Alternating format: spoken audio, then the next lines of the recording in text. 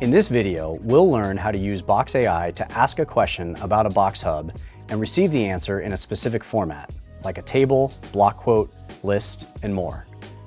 Structured responses are often more readable and easier to understand, so I'm going to ask Box AI to return a specific format. In this case, I'll click Box AI, and then ask the question, provide a bulleted list of the manufacturing process steps. And as you can see, it returned it in bulleted list format as requested. If I want to compare information in this hub, I could ask Box AI to do so. In this case, I will ask, compare the different manufacturing process types in a table.